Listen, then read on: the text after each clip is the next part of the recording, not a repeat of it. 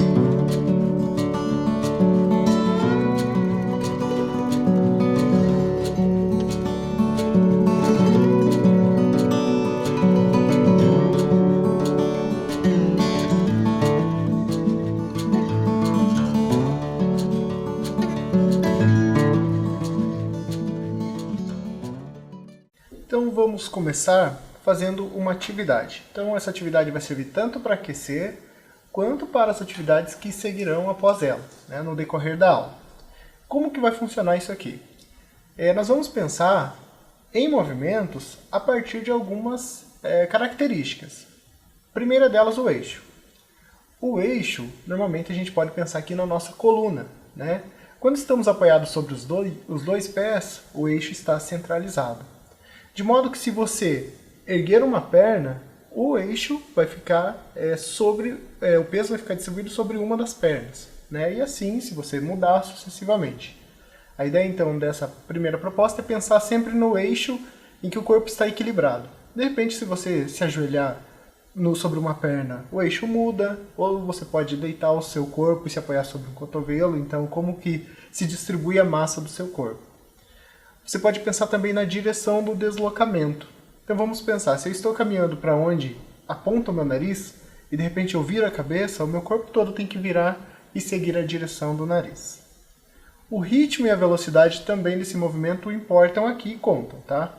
Então você pode imprimir um ritmo ou uma velocidade mais rápida ou mais lenta. Então vamos pensar na câmera lenta, na câmera normal e na câmera acelerada, tá bom? Pensar também em algumas ações simples. Pulando, abaixando, correndo, fazendo um saque no tênis, por exemplo, chutando uma bola de futebol. Então, esses movimentos, para pensar como que funciona a mecânica do movimento. Então, imagine que alguém está desenhando o seu corpo, reproduzindo cada um desses movimentos. E é também para você prestar atenção em cada um deles. Vou colocar aqui na tela, então, um tempo para você tentar executar esses movimentos pensando nessas qualidades. Vamos lá.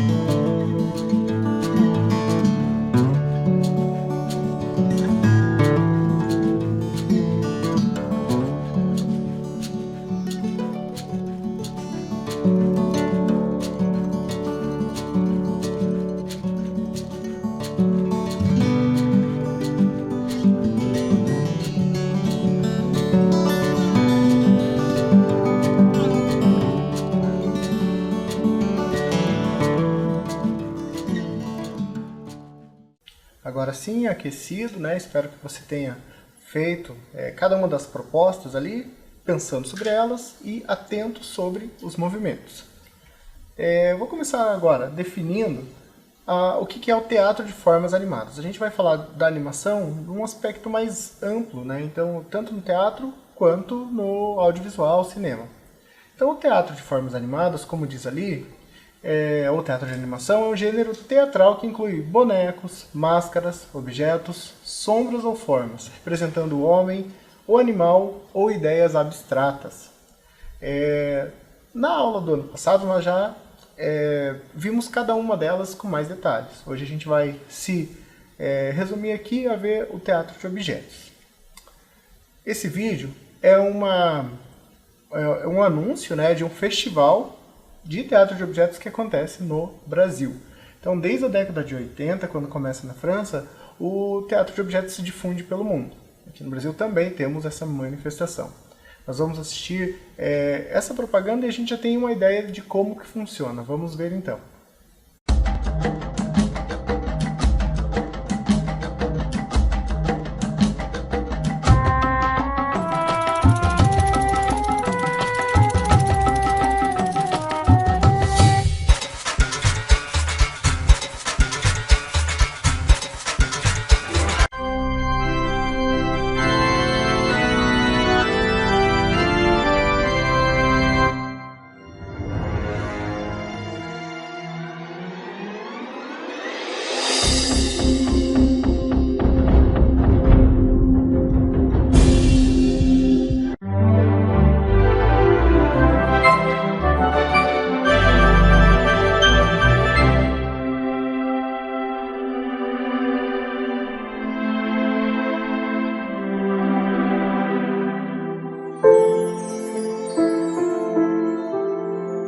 Festival Internacional de Teatro de Objetos, FITO, espetáculos do Brasil e do mundo.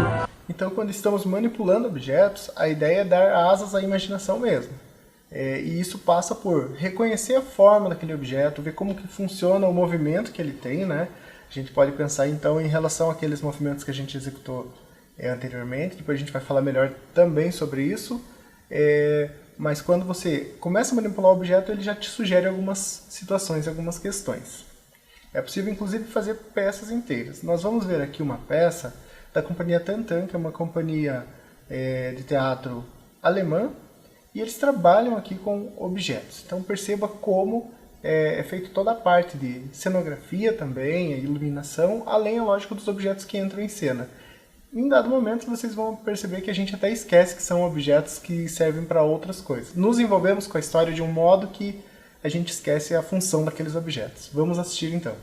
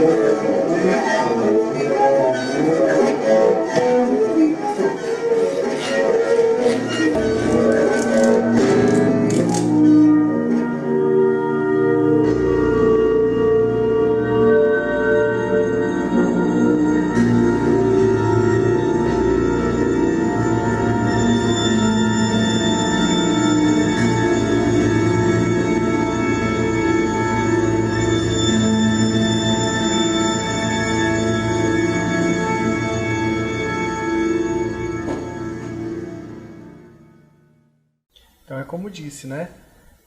Conforme a peça vai acontecendo, a gente até esquece a função daqueles objetos. E como eles funcionam na cena, é um pouco de como eles funcionam também ali, né? No dia a dia. Mas aqui eles são colocados em um outro contexto e aí sugerem outras situações. Bom, a gente vai então para a nossa atividade. Lembro que no início da aula eu pedi que você selecionasse alguns objetos. Agora você vai manipular esses objetos pensando que eles vão executar ações diferentes. Então você vai executar ações simples, como o objeto está falando, ou ele está pulando, andando, correndo. Lembre-se do exercício que nós fizemos, né, o primeiro exercício dessa aula. A ideia é que você pense nesse movimento que você executa com o objeto a partir daquela experiência com o seu próprio corpo. Então como que você pula? E como que você transmitiria esse mesmo movimento para o objeto? Tá? Essa é um pouco da ideia aqui. Vamos fazer então.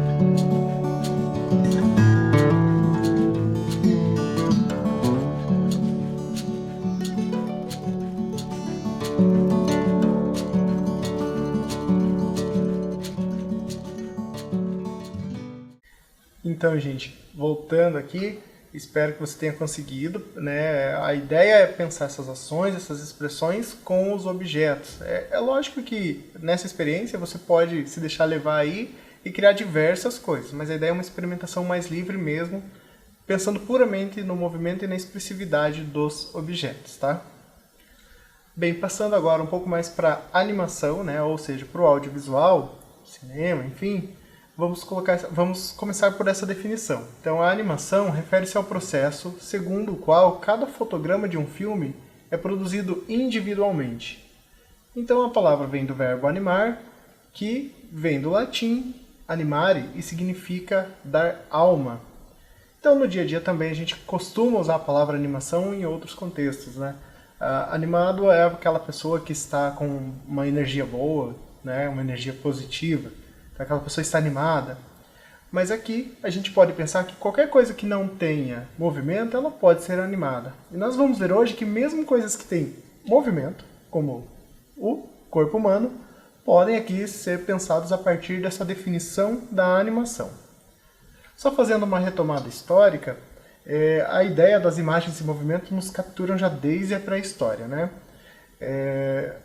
Como vemos nesse exemplo, com esse bisão, né, de 8 patas. Lógico que um bisão não tem 8 patas, e aqui ele é representado desse modo com a ideia de sugerir movimento. Então, essa ideia da imagem em movimento, como a gente vê aqui, já vem desde o homem pré-histórico. Não foi diferente em algumas civilizações, como a civilização egípcia, né, que representava cenas do cotidiano. E aqui vemos diversas sequências de ações ali do cotidiano. E essas ações também sugerem sequências de movimentos, né? Inclusive lembra muito a ideia dos fotogramas que a gente vê nas películas, nos filmes. Com os gregos aconteceu da mesma maneira. Esses vasos gregos guardam cenas e essas cenas são cheias de movimento. Então, a ideia aqui é sempre trazer essa imagem que é estática, mas sugerindo movimento. Então, por hora ainda não tínhamos a imagem se movimentando, né? Para isso, começaram a desenvolver alguns dispositivos, tanto para projeção de imagens, como é o caso aqui da lanterna mágica, né, que vamos pensar que é o antepassado mais longínquo do projetor multimídia, que projeta imagens com luz. Aqui também funcionava da mesma maneira. Tinha uma luz que normalmente era acesa ali com óleo, alguma coisa assim, e aquela película de vidro ficava ali na frente do projetor e ele se projetava sobre uma parede, um anteparo. Outros tantos dispositivos ópticos foram desenvolvidos, também são chamados às vezes de brinquedos ópticos, né? Porque são bastante lúdicos. Então a gente vai ver aqui alguns deles que foram desenvolvidos ao longo dos anos. Nós também tivemos a oportunidade no ano passado de fazer alguns deles. Eu vou mostrar aqui os mais comuns, o taumatrópio, o fenasquistoscópio, zootrópio e o praxinoscópio. Vamos assistir o vídeo só para ver cada um desses objetos. Este é o taumatrópio. Como podemos ver, trata-se de uma carta redonda com uma imagem em cada lado. Nesse exemplo, temos de um lado a imagem de um casal e do outro lado a imagem de um guarda-chuva. Ao girar a carta, os dois lados parecem se fundir magicamente em uma única imagem. O casal parece estar segurando o guarda-chuva. Este interessante brinquedo foi inventado por volta de 1824 e comprovou a teoria da persistência retiniana, em que uma imagem permanece impressa na visão por algumas frações de segundo.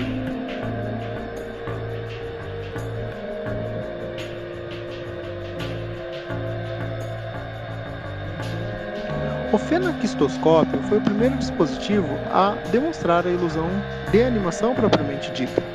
Criado em 1832 pelo físico belga Joseph Plateau, esse dispositivo foi tão revolucionário que na época alguns o viam como bruxaria. Quando o disco giratório é visto em espelho, as imagens ganham vida. Vemos então o reflexo do disco através de suas fendas, que eliminam o borrão de cor, e podemos nitidamente ver uma série de imagens sequenciais criando a ilusão de movimento. O zootrópio é provavelmente o dispositivo dos primórdios da animação mais conhecido. Foi inventado em 1834. Consiste em um tambor com fendas contendo imagens em sequência, que ao serem giradas em um suporte de madeira, é possível ver a animação através das fendas do tambor. Nele também o borrão de cor é eliminado e o que se vê é uma sucessão rápida de imagens sequenciais produzindo a ilusão de movimento da animação. Essa animação pode ser vista por um grupo de pessoas que ficarem ao redor do tambor.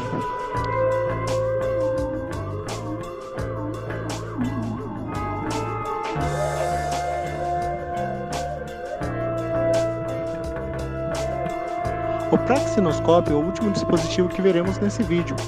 Foi inventado em 1877 e tornou-se o sucessor do zootrópio. Esse dispositivo substitui as fendas do zootrópio por espelhos angulares, colocados no centro do tambor. Ao girar as tiras com imagens nas laterais do tambor, vemos nos espelhos a animação se projetar.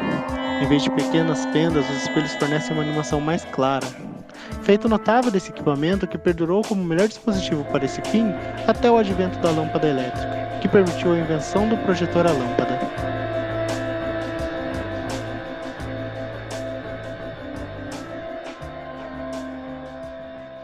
Então essa busca pela imagem em movimento só foi sendo desenvolvida, né, e sendo aperfeiçoada a partir tanto desses dispositivos quanto outras tecnologias que vão surgindo, a exemplo da fotografia. Então também já vimos esse estudo, essa pesquisa que o Edward Muybridge desenvolveu, né, esse britânico que trabalhava com fotografia, e aqui ele produzia mecanicamente várias fotografias. Então ele alinhava as câmeras fotográficas, captava o movimento desse cavalo e depois a gente pode ver aqui o resultado, né? Ele não fazia, ele não juntava elas porque ele pesquisava cada fotograma em separado só para entender a mecânica do movimento. Mas aqui a gente pode fazer uma GIF, né? Como a gente já fez GIF anteriormente, então esse aqui é mais um exemplo. Aqui os fotogramas são sobrepostos, colocados, né, um após o outro, e a gente tem aqui a ilusão de como o cavalo se movimenta. Então esse é o processo de uma animação. A primeira animação que se tem notícia é essa Fantasmagoria, que é do Emily Cole. Foi feita em 1908. Nós vamos ver que ela é bem curtinha, então isso aqui remonta aos primórdios da animação como conhecemos hoje.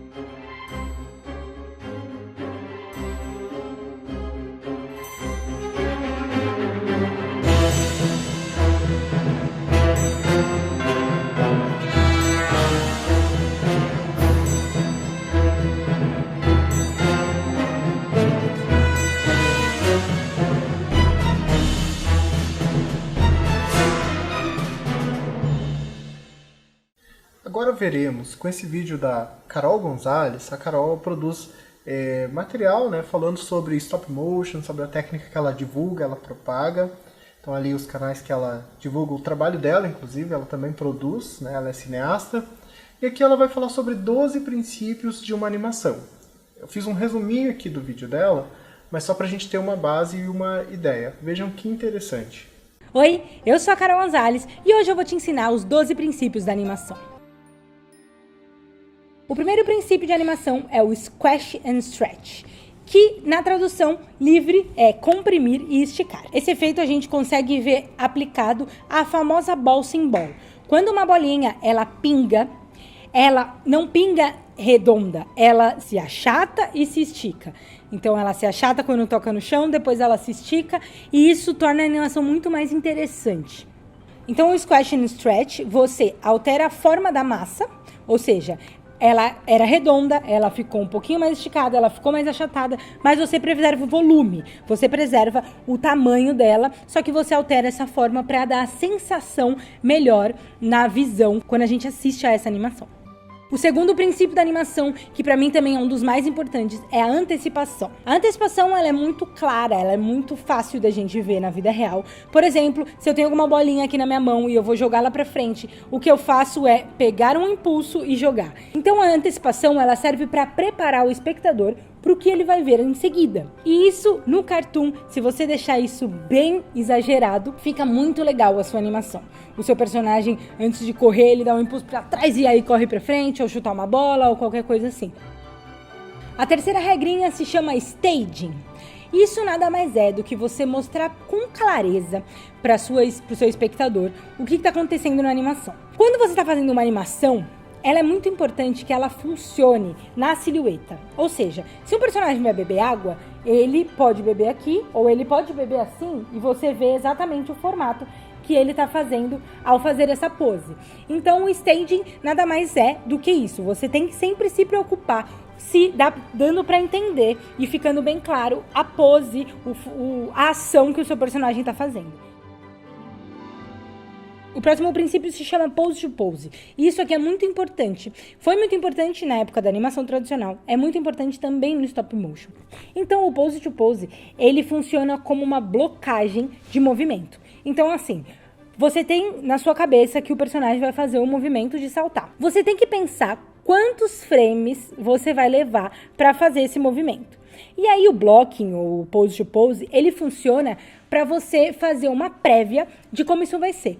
Então, você coloca o seu personagem em poses chaves dessa animação, você vê se isso funciona no tempo que você propôs, e aí depois você vai fazendo o intervalo dessas poses. Na animação tradicional, existia uma pessoa que só fazia essas animações do intervalo, esses desenhos, porque na animação tradicional era desenho, então o animador principal, ele fazia as poses chaves, e aí vinha alguém e desenhava o intervalo disso, completando com os desenhos que faltavam. A importância disso, de você fazer antes de fazer a animação inteira, é você não perder tempo, não perder dinheiro e você planejar direitinho quais são as poses chaves e em quanto tempo você vai fazer o movimento que você precisa fazer.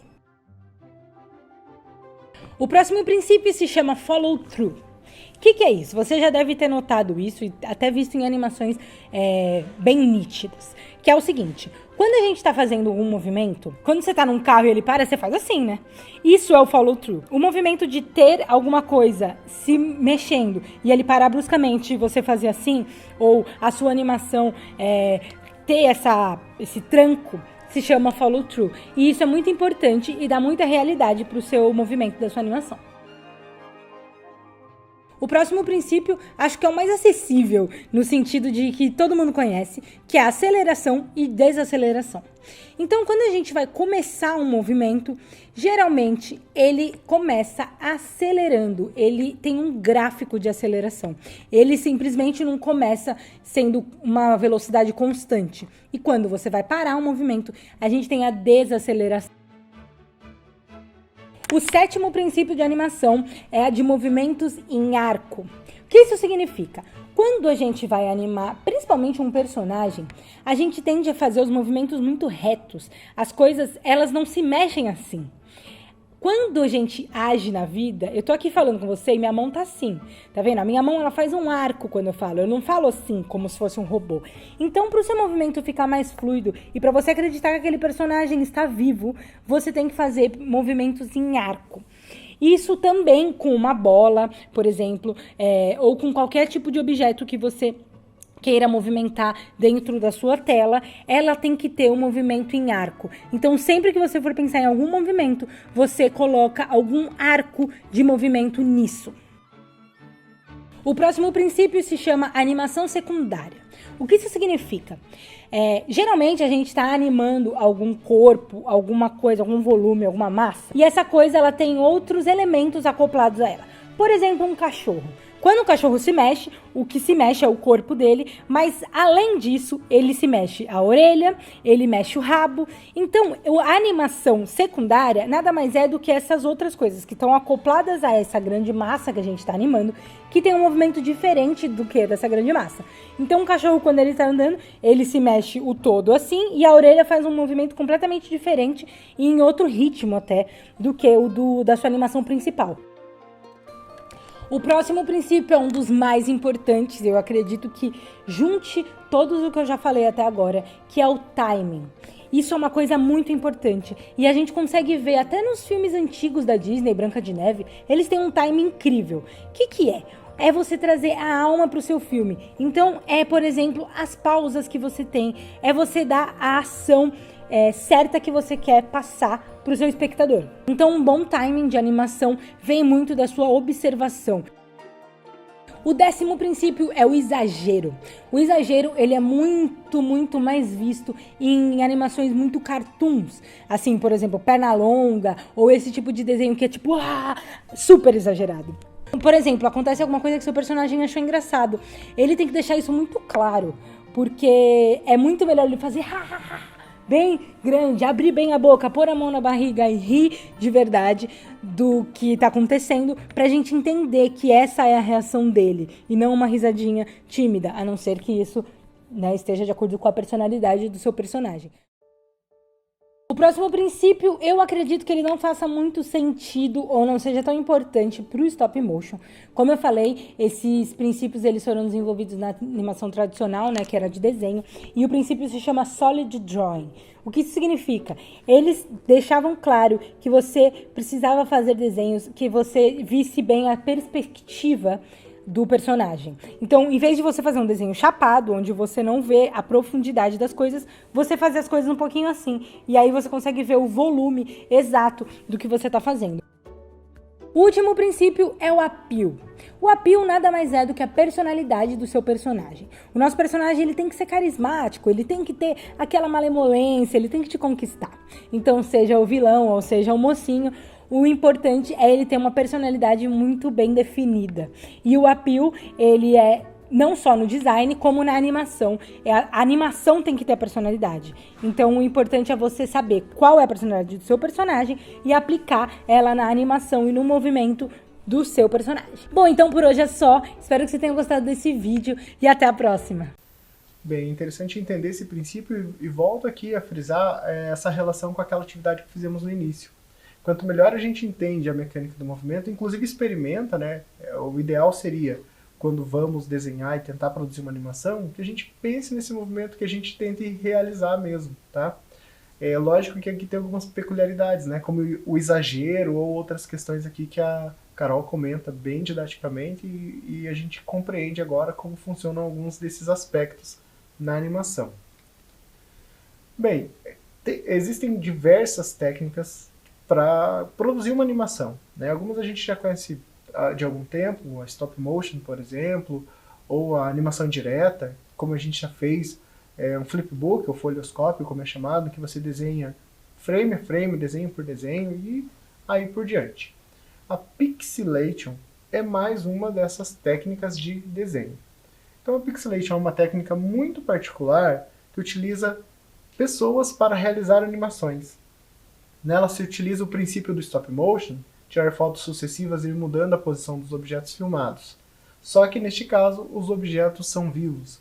Então lembra que eu falei no início que a animação normalmente é sobre coisas inanimadas, objetos ou coisas, o próprio desenho, mas nesse caso da pixelation, ele é feito com pessoas. A gente vai ver aqui um trechinho dessa animação que é muito boa, por sinal, premiadíssima, do Juan Pablo Zaramella, em que o título é Luminares. A sinopse diz: em um mundo em que a luz reina e marca o ritmo da vida, um homem comum tem um plano que pode mudar o rumo das coisas. Nós vamos ver só um trechinho, que ela é até relativamente longa, para o tempo que a gente tem aqui, só para ter uma ideia do que eu estou falando. Vamos ver.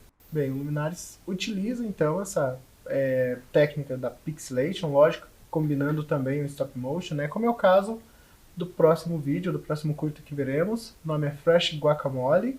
É é feito por um cineasta chamado Pass, assim que ele é chamado. Esse vídeo, inclusive, foi indicado ao Oscar, né? E ele tem como característica ser o vídeo mais curto já indicado ao Oscar. Vamos assistir que aqui a gente vai ver ele inteiro para ter uma ideia melhor do que estamos falando. Vamos lá.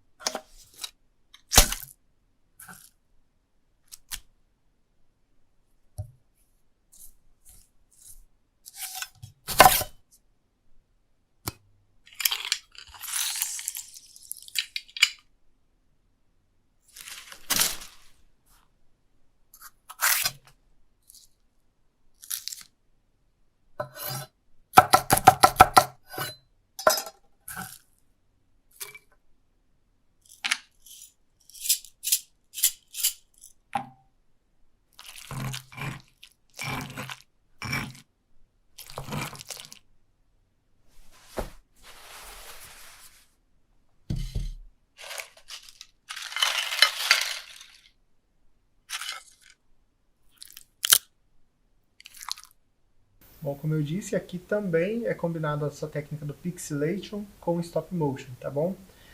Eu vou deixar como uma proposta de atividade, é lógico que não vai dar tempo de fazer nessa aula, que você tente realizar uma animação, pode ser de uma animação, de uma ação simples, né, como aquelas que a gente executou no início, usando essas técnicas que a gente falou aqui hoje. A pixelation, stop motion, ou se você não tiver como fazer os fotogramas, né, não tiver uma câmera nem nada disso, você pode fazer também um folhoscópio, certo? Isso fica como uma proposta para você executar quando tiver tempo, tudo bem? Porque a aula está chegando ao fim. Agradeço a sua presença no dia de hoje. Até logo!